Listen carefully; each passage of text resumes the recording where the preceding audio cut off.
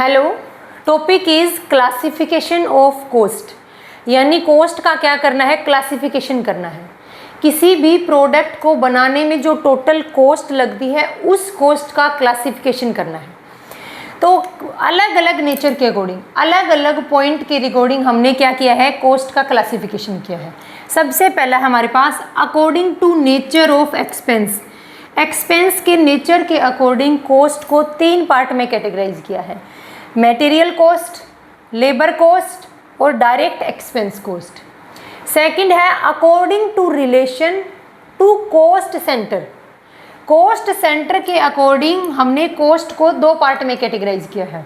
एक होती है डायरेक्ट एक्सपेंस या डायरेक्ट कॉस्ट, दूसरी होती है इनडायरेक्ट एक्सपेंस या फिर इनडायरेक्ट कॉस्ट भी बोल सकते हैं। नेक्स्ट है अकॉर्डिंग टू फंक्शन। फंक्शन के अकॉर्डिंग हमने कॉस्ट को 4 पार्ट में कैटेगराइज किया है, production expense, office and administrative expense, selling and distribution expense और लास्ट है रिसर्च एंड डेवलपमेंट। ये किसके अकॉर्डिंग है, ये फंक्शन के अकॉर्डिंग है। फिर नेक्स्ट क्लासिफिकेशन है according to behaviour of cost. Cost के बिहेवियर के अकॉर्डिंग कॉस्ट को 3 पार्ट में कैटेगराइज किया। पहला है फिक्स कॉस्ट, वेरिएबल कॉस्ट और सेमी वेरिएबल कॉस्ट। और नेक्स्ट है अकॉर्डिंग टू ऑपरेशन प्रोसेस या फिर according to nature of production. इसके अकॉर्डिंग हमने कॉस्ट को कितने पार्ट में कैटेगराइज किया है, job cost, batch cost, contract cost, process cost, joint cost और है ऑपरेशन कॉस्ट। यानी हमने कॉस्ट का क्लासिफिकेशन अलग अलग पॉइंट के रिगार्डिंग किया गया। पहला है नेचर के अकॉर्डिंग, कितने पार्ट में, डायरेक्ट मटेरियल, लेबर और एक्सपेंस। सेकंड था कॉस्ट सेंटर के रिगार्डिंग, डायरेक्ट एक्सपेंस और इनडायरेक्ट एक्सपेंस। थर्ड हमारे पास फंक्शन के अकॉर्डिंग, फंक्शन में production, productive expense, office and administrative expense, selling and distributive expense और लास्ट है रिसर्च एंड डेवलपमेंट एक्सपेंस। यहाँ पर है बिहेवियर के अकॉर्डिंग। बिहेवियर को 3 पार्ट में कैटेगराइज किया था। पहला फिक्स एक्सपेंस, वेरिएबल और सेमी वेरिएबल। नेक्स्ट है ऑपरेशन प्रोसेस के अकॉर्डिंग जॉब को कितने पार्ट में कैटेगराइज किया है, जॉब कॉस्ट है, प्रोसेस कॉस्ट है, कॉन्ट्रैक्ट कॉस्ट है, बैच कॉस्ट है, ऑपरेशन कॉस्ट है, जॉइंट कॉस्ट है। अब हम क्या करेंगे, अब इनका हम डिटेल में एक्सप्लेनेशन देखते हैं। लेकिन कई बार क्वेश्चन में क्या पूछ लेंगे, आपको ऐसे पूछा जाएगा कौन सी कॉस्ट, मतलब बिहेवियर के अकॉर्डिंग कॉस्ट को कितने पार्ट में क्लासीफाई कर सकते हैं। बिहेवियर के अकॉर्डिंग कॉस्ट को 3 पार्ट में क्लासीफाई कर सकते हैं। पूछ लेंगे कॉस्ट सेंटर के अकॉर्डिंग कॉस्ट को कितने पार्ट में क्लासिफिकेशन कर सकते हैं, 2 पार्ट में। पूछा जा सकता है कि नेचर के अकॉर्डिंग हम कॉस्ट को कितने पार्ट में क्लासिफाई कर सकते हैं, 3 पार्ट में। तो कई बार अपने को ये डायरेक्ट क्वेश्चन भी पुट कर लिया जाएगा कि बताओ नेचर के अकॉर्डिंग कॉस्ट को कितने पार्ट में क्लासीफाई करते हैं, 3 पार्ट में। अब क्या करेंगे, अब इस कॉस्ट के क्लासिफिकेशन के हर नेचर के अकॉर्डिंग, हर पॉइंट के रिकॉर्डिंग इनका डिटेल में एक्सप्लेनेशन देखते हैं।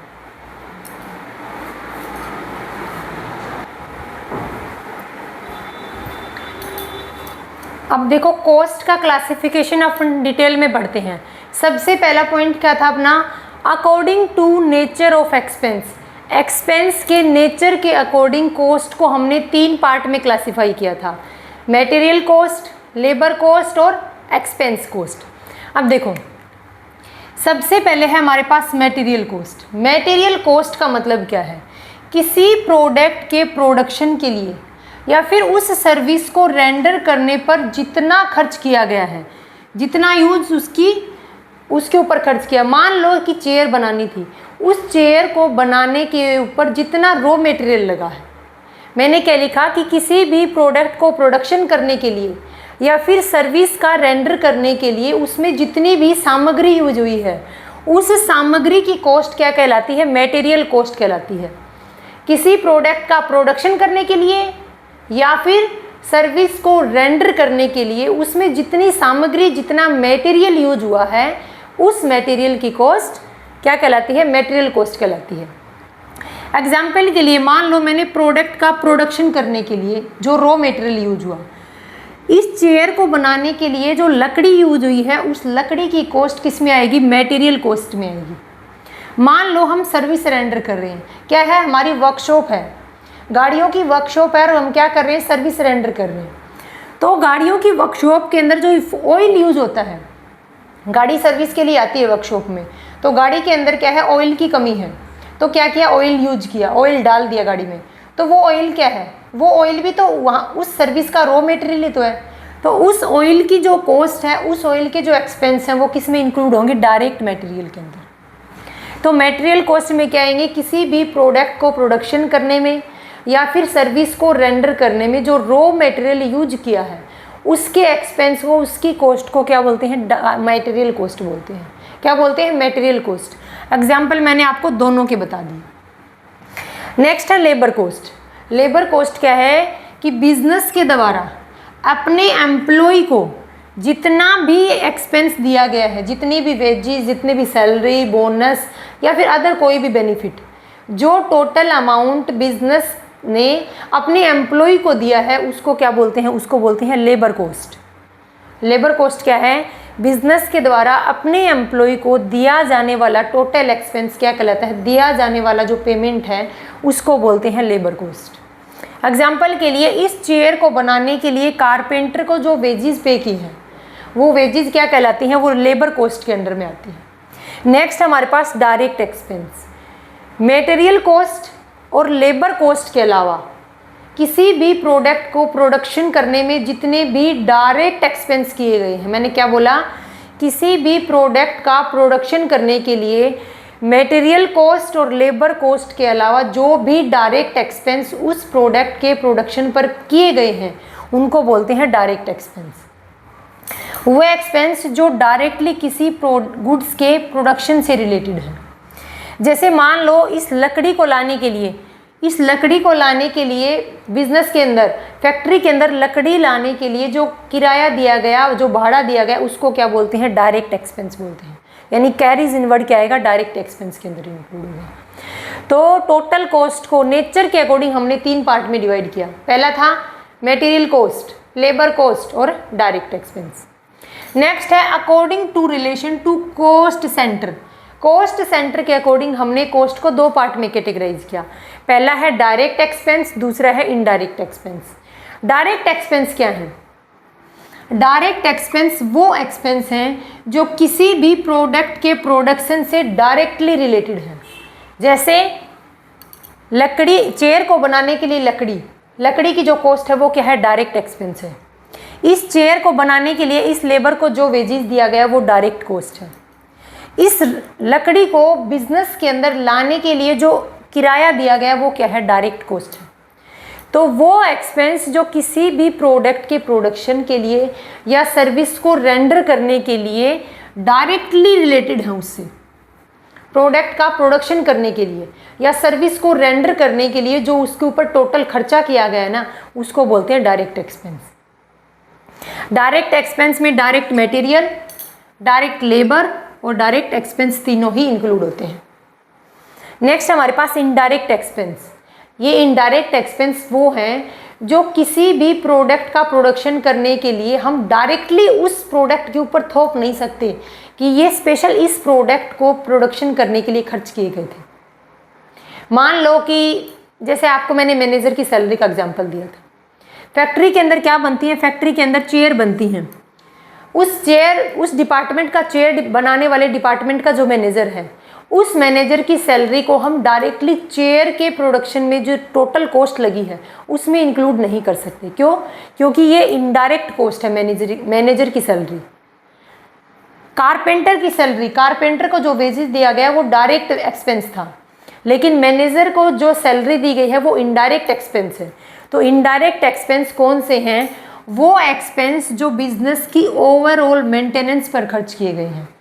अब मैनेजर क्या सिर्फ एक चेयर को बनाने पर देखेगा? नहीं, बल्कि वो क्या कर रहा है, वो मैनेजर पूरी जितनी भी चेयर का प्रोडक्शन होगा सभी उस चेयर के प्रोडक्शन पर ध्यान रखेगा। इससे भी बेस्ट एग्जांपल ले लो इलेक्ट्रिसिटी का। क्या इलेक्ट्रिसिटी सिर्फ एक डिपार्टमेंट यूज़ करता है? नहीं, सभी डिपार्टमेंट यूज़ करते हैं। पानी, क्या पानी सिर्फ एक डिपार्टमेंट के लेबर ही पीते हैं, बाकी नहीं पीते?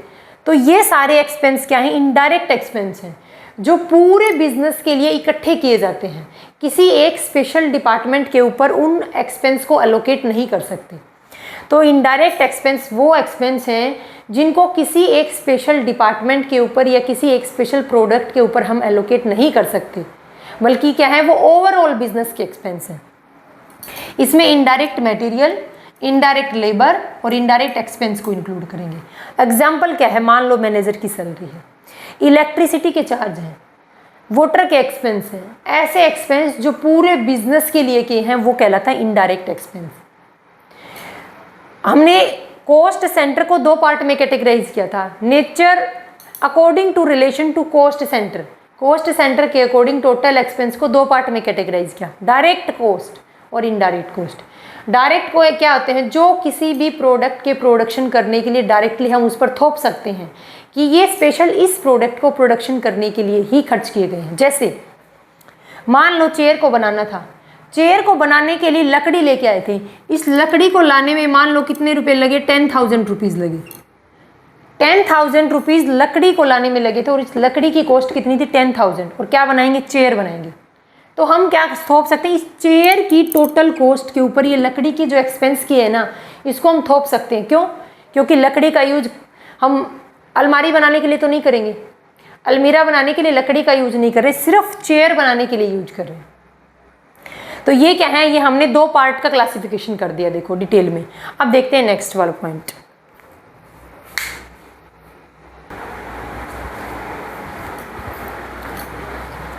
नेक्स्ट पॉइंट अपना अकॉर्डिंग टू फंक्शन, यानी फंक्शन के अकॉर्डिंग कॉस्ट को कितने पार्ट में क्लासिफाई किया है, 4 पार्ट में। पहला है प्रोडक्शन एक्सपेंस, यानी गुड्स एंड सर्विसेज को प्रोडक्शन पर जितना खर्चा लगा उनको सिर्फ और सिर्फ बनाने तक का खर्चा। सेकंड है एडमिनिस्ट्रेशन एक्सपेंस।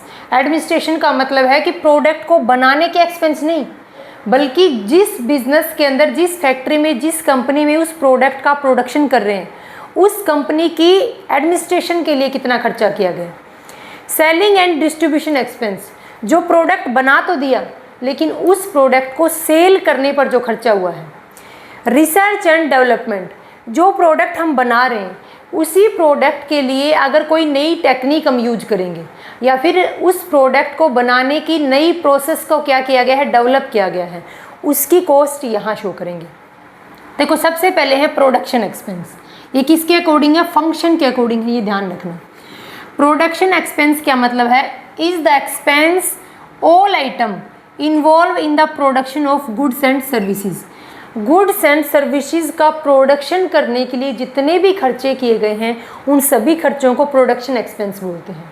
इसमें क्या आएंगे, इसमें डायरेक्ट और इनडायरेक्ट दोनों आएंगे। प्रोडक्शन एक्सपेंस क्या है कि किसी भी प्रोडक्ट को, यानी गुड्स एंड सर्विसेज का प्रोडक्शन करने के लिए उनके ऊपर जितने भी खर्चे किए गए हैं उनको, उनके एडिशन को क्या बोलते हैं, उनको एडिशन को प्रोडक्शन एक्सपेंस बोलते हैं। जैसे कि देखो यहाँ पर लिखा गया, it include all direct expense और इनडायरेक्ट एक्सपेंस जो किससे रिलेटेड हैं, उस प्रोडक्ट को बनाने से रिलेटेड है। प्रोडक्शन एक्सपेंस में किसी भी प्रोडक्ट को बनाने के लिए जितने भी डायरेक्ट और इनडायरेक्ट एक्सपेंस, इनडायरेक्ट में वो एक्सपेंस जो उस प्रोडक्ट को बनाने पर खर्च किए गए हैं, वो सभी एक्सपेंस किस में इंक्लूड होंगे, प्रोडक्शन एक्सपेंस में। प्रोडक्शन एक्सपेंस में मैंने बोला डायरेक्ट एक्सपेंस सभी के सभी आएंगे, direct material, direct labour, direct expense. फिर मैंने बोला कि इनडायरेक्ट एक्सपेंस, ये रही डायरेक्ट। इनडायरेक्ट एक्सपेंस वो आएंगे जो उस प्रोडक्ट से रिलेटेड हैं, उस प्रोडक्ट से रिलेटेड ही इनडायरेक्ट एक्सपेंस आएंगे, फैक्ट्री ओवरहेड और ऑफिस ओवरहेड। देखो अगर हम डायरेक्ट मटेरियल, डायरेक्ट लेबर और डायरेक्ट एक्सपेंस को ऐड करते हैं तो क्या निकलता है, प्राइम कॉस्ट निकलती है। अगर प्राइम कॉस्ट में फैक्ट्री ओवरहेड को ऐड कर देते हैं तो फैक्ट्री कॉस्ट निकलती है। अगर फैक्ट्री कॉस्ट में ऑफिस के एक्सपेंस को ऐड कर देते हैं तो कॉस्ट ऑफ प्रोडक्शन निकलती है। ये फॉर्मेट मैंने लास्ट वीडियो में आपको बता दिया, वहाँ से देख लेना आप। तीनों को ऐड करेंगे डायरेक्ट को तो निकलेगा, क्या निकलेगा, prime cost. Prime cost plus factory overhead is equal to factory cost. Factory cost plus office expense is equal to cost of production.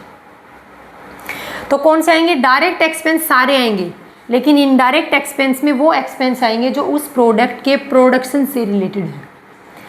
Next अपने पास है एडमिनिस्ट्रेशन एक्सपेंस।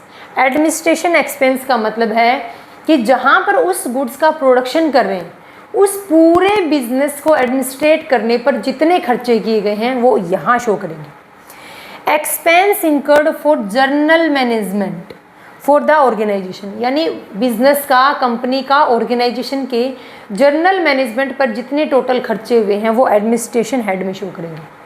इसमें आते हैं जैसे लीगल फीस है, ऑडिटर के एक्सपेंस है, मैनेजर की सैलरी है, ये सारे क्या हैं, ये सारे हैं एडमिनिस्ट्रेशन एक्सपेंस। नेक्स्ट है सेलिंग एंड डिस्ट्रीब्यूशन एक्सपेंस। इस हेड के अंदर उन एक्सपेंस को इंक्लूड करेंगे जो इस प्रोडक्ट को क्या है, उस प्रोडक्ट को सेल करने पर किए गए हैं। प्रोडक्ट को बनने के बाद कस्टमर तक पहुंचाने के जितने भी एक्सपेंस हैं, बनने के बाद और कस्टमर तक पहुंचाने के खर्चे किस में इंक्लूड होंगे, सेलिंग एंड डिस्ट्रीब्यूशन हेड में इंक्लूड होंगे। मान लो कि जिस गुड्स को बनाया है उसको सेलिंग पॉइंट तक ले जाने के लिए हम किसका यूज कर रहे हैं, रेल का यूज कर रहे हैं।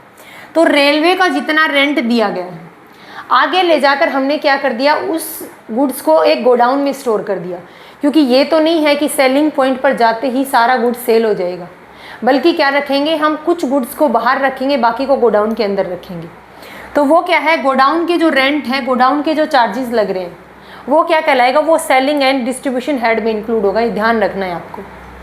रिसर्च एंड डेवलपमेंट एक्सपेंस, वो एक्सपेंस हैं जो प्रोडक्ट की क्वालिटी को बेटर बनाने के लिए या फिर प्रोडक्ट की प्रोसेस को बेटर बनाने के लिए खर्च किए जा रहे हैं।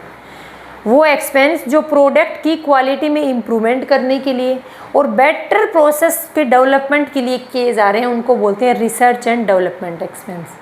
तो हमने एक्सपेंस को क्लासीफाई किया है अकॉर्डिंग टू फंक्शन। फंक्शन के अकॉर्डिंग 4 प्रकार के। पहला है प्रोडक्शन एक्सपेंस, दूसरा है एडमिनिस्ट्रेशन, सेलिंग एंड डिस्ट्रीब्यूशन, और लास्ट है रिसर्च एंड डेवलपमेंट। अब नेक्स्ट फैक्टर के अकॉर्डिंग देखो।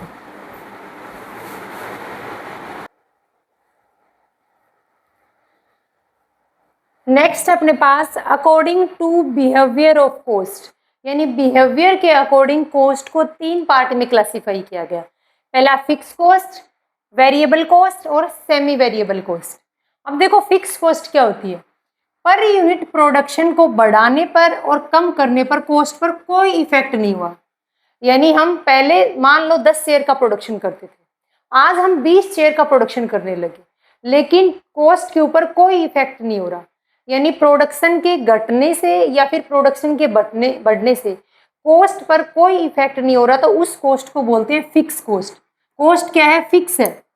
कॉस्ट फिक्स है, चाहे प्रोडक्शन को बढ़ाओ चाहे प्रोडक्शन को कम करो, उतनी कॉस्ट तो पे करनी ही पड़ेगी। वो क्या है, फिक्स है। जैसे कि अगर फैक्ट्री का रेंट है, फैक्ट्री को रेंट पर ले रखा है, तो फैक्ट्री का रेंट पर मंथ या फिर एनुअली जैसे भी हम पे करते हैं, फैक्ट्री का रेंट पे करना ही पड़ेगा, चाहे फैक्ट्री बंद रहे या फिर फैक्ट्री के अंदर प्रोडक्शन होता रहे। ऑडिटर की फीस है, ऑडिट को जो फीस पे करेंगे, at the end of financial year final account को तैयार करेंगे, और फाइनल अकाउंट को तैयार करने के बाद उन अकाउंट्स का ऑडिटिंग किया जाएगा। तो ऑडिटर को जो फीस पे की जाएगी, चाहे क्या करो, चाहे 10 दिन प्रोडक्शन करो, चाहे साल भर प्रोडक्शन करो, ऑडिटर को तो फीस पे करनी ही होगी। ऑडिटर की फीस क्या है, फिक्स कॉस्ट के अंदर इंक्लूड होगी। फिक्स कॉस्ट वो कॉस्ट होती है जो प्रोडक्शन के घटने से या फिर प्रोडक्शन के बढ़ने से उस कॉस्ट पर कोई इफेक्ट नहीं होता। वेरिएबल कॉस्ट क्या है, वेरी कर रही है। देखो कॉस्ट क्या है, वेरिएबल है। वेरी का मतलब चेंज होगी, जैसे जैसे प्रोडक्शन बढ़ता जाएगा कॉस्ट बढ़ती जाएगी, जैसे जैसे प्रोडक्शन कम होता जाएगा कॉस्ट कम होती जाएगी। तो पर यूनिट प्रोडक्शन बढ़ने या कम होने पर कॉस्ट के ऊपर अगर इफेक्ट हो रहा है तो उसको बोलते हैं वेरिएबल कॉस्ट। एग्जाम्पल के लिए डायरेक्ट मटेरियल, मान लो चेयर बनाने के लिए लकड़ी को यूज करेंगे, चेयर बना रहे हैं तो लकड़ी का यूज, मान लो 10 चेयर बना रहे हैं तो कम लकड़ी का यूज होगा। अगर 10 की जगह 100 चेयर बनाने लग गए तो 100 चेयर बनाने के लिए ज़्यादा रॉ मटेरियल की रिक्वायरमेंट होगी। अगर ज़्यादा रॉ मटेरियल की रिक्वायरमेंट होगी तो हमें रॉ मटेरियल परचेज करना पड़ेगा, परचेज करेंगे तो कॉस्ट बढ़ेगी। यानी जैसे जैसे प्रोडक्शन बढ़ा वैसे वैसे कॉस्ट भी बढ़ गई। लेबर था, पहले लेबर 10 शेयर का प्रोडक्शन करते थे, क्या उतनी सैलरी में ही 100 शेयर का प्रोडक्शन कर देंगे? नहीं, अगर वो ओवर टाइम कर रहे हैं तो उनको एक्स्ट्रा सैलरी पे करनी पड़ेगी। तो यहाँ पर बोला गया था कि वेरिएबल कॉस्ट का मतलब है कि अगर प्रोडक्शन का लेवल बढ़ रहा है तो कॉस्ट बढ़ेगी, और अगर प्रोडक्शन का लेवल घट रहा है तो कॉस्ट घट रही है, उस कॉस्ट को बोलते हैं वेरिएबल कॉस्ट। और प्रोडक्शन के बढ़ने और घटने से कॉस्ट के ऊपर कोई इफेक्ट नहीं हो रहा, उस कॉस्ट को बोलते हैं फिक्स कॉस्ट। नेक्स्ट देखो सेमी वेरिएबल या फिर सेमी फिक्स कॉस्ट। क्या बोल सकते हैं इसको? सेमी वेरिएबल कॉस्ट, यानी कुछ कॉस्ट वेरिएबल है। सेमी फिक्स कॉस्ट भी बोल सकते हैं, यानी टोटल कॉस्ट में से कुछ कॉस्ट फिक्स है। इसका मतलब क्या है? यानी जितनी भी टोटल कॉस्ट हो रही है उस कॉस्ट में से कुछ पार्ट तो प्रोडक्शन के साथ वेरिएबल है, लेकिन कुछ पार्ट क्या है? फिक्स है। चाहे प्रोडक्शन बढ़ाओ या घटाओ सेम रहेगा। कैसे? ये देखो, कॉस्ट का कुछ पार्ट तो प्रोडक्शन के साथ वेरी करेगा। प्रोडक्शन बढ़ने पर कॉस्ट बढ़ेगी, प्रोडक्शन कम होने पर कॉस्ट कम हो जाएगी, लेकिन कुछ पार्ट क्या रहेगा? फिक्स रहेगा। उसको क्या बोलते हैं? उसको सेमी वेरिएबल कॉस्ट या फिर सेमी फिक्स कॉस्ट बोल सकते हैं। इसका एग्जांपल देखो, बिल्कुल बेसिक एग्जांपल, हम फोन का रिचार्ज करवाते हैं। फोन में रिचार्ज करते हैं तो पर मंथ हमारे क्या है? रिचार्ज के बिल फिक्स है, पर मंथ रिचार्ज की अमाउंट फिक्स है। अगर उससे ज़्यादा हमें नेट चाहिए तो वो क्या है? वो तो वेरिएबल है, वो हम क्या करेंगे? अपनी नीड के अकॉर्डिंग रिचार्ज करेंगे। तो एग्जांपल लिया मैंने, जैसे पर मंथ रेट क्या है? फ़ोन के रिचार्ज की पर मंथ रेट फिक्स है, 349 में होता है, किसी का 699 में होता है। तो ये क्या है? फिक्स रेट है। लेकिन फिर भी उस नेट के अंदर हमारा काम नहीं चलता और हमें एक्स्ट्रा नेट चाहिए। एक्स्ट्रा नेट चाहिए तो क्या है? अगर एक्स्ट्रा नेट चाहिए तो हमें एक्स्ट्रा रिचार्ज करना पड़ेगा। वो क्या है? Variable cost. जितना फिक्स है ये तो फिक्स एक्सपेंस है, और ये पार्ट क्या होगी? जो हम एक्स्ट्रा रिचार्ज करेंगे वो होंगे वेरिएबल एक्सपेंस। तो सेमी वेरिएबल कॉस्ट क्या हुई? उस कॉस्ट, वो कॉस्ट जिसका कुछ पार्ट तो एक हद तक तो क्या है? एक टाइम तक, एक पॉइंट तक तो क्या है? फिक्स है उसका पॉइंट, लेकिन अगर उससे ज़्यादा एक्सपेंस कर रहे हैं तो वो किस में चले जाएंगे? वेरिएबल एक्सपेंस में चले जाएंगे। इनके फॉर्म, इनको देखो डायग्राम से कैसे शो करेंगे। सबसे पहले फिक्स कॉस्ट है, सब यहाँ क्वांटिटी शो करेंगे और यहाँ पर कॉस्ट शो करेंगे। फिक्स कॉस्ट के लिए मैंने क्या बताया था? प्रोडक्शन की फिक्स कॉस्ट एक वो कॉस्ट है जिनका प्रोडक्शन के घटने और प्रोडक्शन के बढ़ने पर कोई इफेक्ट नहीं होता, उसको बोलते हैं फिक्स कॉस्ट। क्या फिक्स कॉस्ट कभी जीरो हो सकती है? मैंने फिक्स कॉस्ट को यहाँ से स्टार्ट क्यों नहीं किया? फिक्स कॉस्ट को यहाँ से शुरू नहीं कर सकते क्योंकि फिक्स कॉस्ट कभी जीरो हो ही नहीं सकती।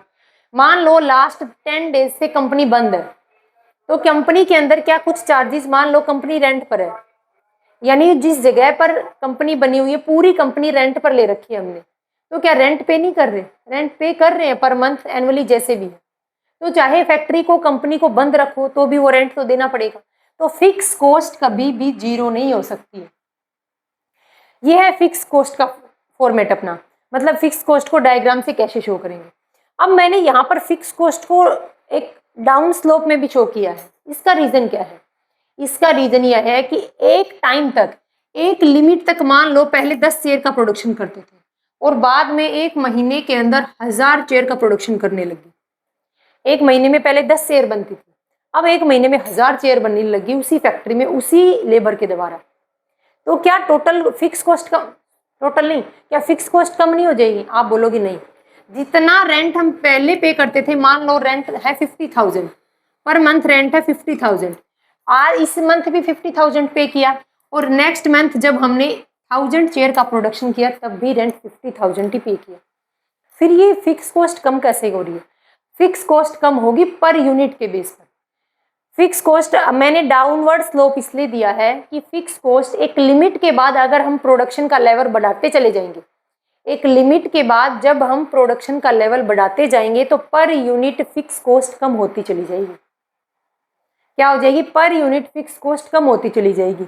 इस 50,000 को हम इस 10 चेयर के ऊपर एलोकेट कर रहे थे, अब इस 50,000 के रेंट को हम 1000 शेयर के ऊपर एलोकेट करेंगे, तो बताओ पर यूनिट कॉस्ट कहाँ कम आएगी? यहाँ कम आएगी।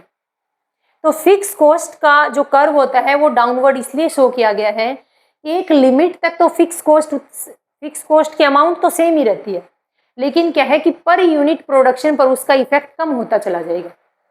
पर यूनिट प्रोडक्शन पर क्या हो जाएगा? इसका इफेक्ट कम होता चला जाएगा, इसलिए इसका स्लोप डाउनवर्ड शो किया है। फिर नेक्स्ट है वेरिएबल कॉस्ट। वेरिएबल कॉस्ट को मैंने 0 पॉइंट से शो किया है। रीजन क्यों है? अगर प्रोडक्शन कर रहे हैं तो कॉस्ट बढ़ती चली जाएगी, अगर प्रोडक्शन नहीं कर रहे, फैक्ट्री बंद है, तो क्या मटेरियल यूज होगा? क्या लेबर यूज होंगे? क्या एक्सपेंस किए जाएंगे जो डायरेक्ट है? नहीं। तो वेरिएबल कॉस्ट क्या है? वो कॉस्ट है जो प्रोडक्शन के करने से बढ़ती चली जाएगी और प्रोडक्शन के बंद होने से वेरिएबल कॉस्ट जीरो हो जाएगी। तो वेरिएबल कॉस्ट हमेशा 0 पॉइंट से स्टार्ट होती है। नेक्स्ट हमारे पास है टोटल कॉस्ट। अब टोटल कॉस्ट को कैसे शो करेंगे? Total cost is equal to fix cost plus variable cost. अब देखो एक ही फॉर्मेट के अंदर एक ही डायग्राम में कैसे शो करेंगे। ये है फिक्स कॉस्ट, आप सबको पता है फिक्स कॉस्ट क्या रहती है? कांस्टेंट रहती है। फिक्स कॉस्ट कांस्टेंट रहती है। एक लेवल के बाद में अगर प्रोडक्शन बढ़ाते चले जाएंगे तो पर यूनिट फिक्स कॉस्ट कम होती चली जाएगी, लेकिन टोटलिटी में सेम रहेगी। मैंने क्या बोला? फिक्स कॉस्ट टोटलिटी में सेम रहती है पर यूनिट प्रोडक्शन पर कम होती चली जाती है। अब देखो ये है फिक्स कॉस्ट, ये हमारे पास है वेरिएबल कॉस्ट। ये दोनों हमने देख चुके हैं, अब तक हम फिक्स कॉस्ट और वेरिएबल कॉस्ट को देख चुके हैं। तो क्या टोटल कॉस्ट में 0 से स्टार्ट कर सकते हैं? नहीं। क्यों? क्योंकि टोटल कॉस्ट में फिक्स कॉस्ट ऑलरेडी इंक्लूड है, इसलिए टोटल कॉस्ट कभी भी फिक्स कॉस्ट से नीचे जाकर स्टार्ट नहीं हो सकती। यानी अगर हम चाहें यहाँ से टोटल कॉस्ट का कर्व स्टार्ट करें, ऐसा नहीं होगा। टोटल कॉस्ट कभी भी फिक्स कॉस्ट से कम नहीं हो सकती। टोटल कॉस्ट कहाँ से स्टार्ट होगी? जहाँ से फिक्स कॉस्ट का कर्व स्टार्ट हो रहा है। ऐसा क्यों है? ऐसा रीजन इसलिए है, मान लो फैक्ट्री लास्ट 10 डेज से बंद है। लास्ट 10 डेज से बंद है तो फिक्स कॉस्ट तो होती है, फैक्ट्री का रेंट तो पे करना पड़ेगा। क्या वेरिएबल कॉस्ट है? क्या मटेरियल का यूज हो रहा है? क्या लेबर का यूज हो रहा है? नहीं। तो वेरिएबल कॉस्ट क्या होगी? फैक्ट्री के बंद होने से वेरिएबल कॉस्ट कम होगी, 0 होगी। लेकिन फिर भी क्या है? फिर भी टोटल कॉस्ट तो उतनी की उतनी है। यानी टोटल कॉस्ट फिक्स कॉस्ट के क्या होगी? देखो बराबर होगी।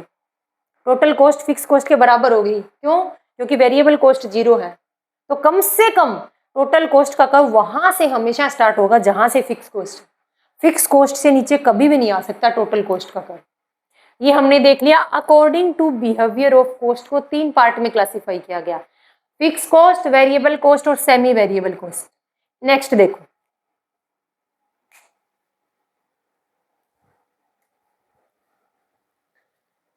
नेक्स्ट है अपने पास according to nature of production. Production के नेचर के अकॉर्डिंग क्लास का कॉस्ट का क्लासिफिकेशन, या फिर ऑपरेटिंग प्रोसेस के अकॉर्डिंग कॉस्ट का क्लासिफिकेशन। उसमें सबसे पहले अपने पास है बैच कॉस्ट। बैच का मतलब है कि एक से ज्यादा चीज का प्रोडक्शन हो रहा है, सेम चीज का प्रोडक्शन है और सेम चीज एक से ज्यादा क्वांटिटी में बन रही है। जैसे दवाइयाँ बनती हैं तो कोई सिंगल दवाई नहीं बनाई जाती, बल्कि दवाइयाँ क्या है पूरे बैच में बनती हैं, पूरी काफी क्वांटिटी के अंदर बनती है। तो क्या लिखा? Batch cost.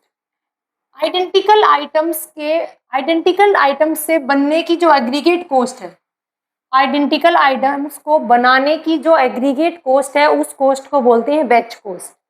क्योंकि उसमें किसी सिंगल दवाई को नहीं बनाया गया, बल्कि उसी सेम दवाई की काफी क्वांटिटी बनाई गई है। जैसे कि मान लो मैंने दवाई का ही एग्जांपल ले रखा है, एक बैच नंबर की जितनी भी दवाइयां होंगी उन दवाइयों की कॉस्ट सेम रहेगी।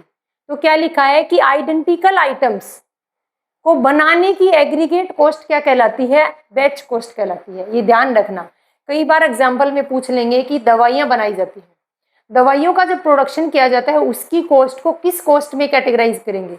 वो क्या कहलाती है? बैच कॉस्ट कहलाती है।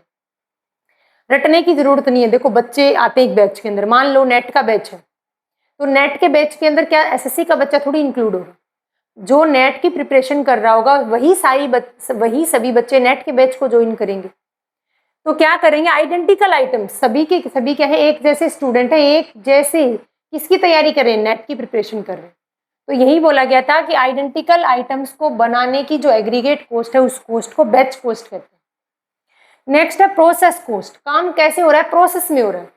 जब गुड्स एंड सर्विसेज का प्रोडक्शन एक प्रोसेस के थ्रू हो रहा हो उसकी कॉस्ट क्या कहलाती है? प्रोसेस कॉस्ट कहलाती है। क्या लिखा? जब प्रोडक्शन एक सीक्वेंस में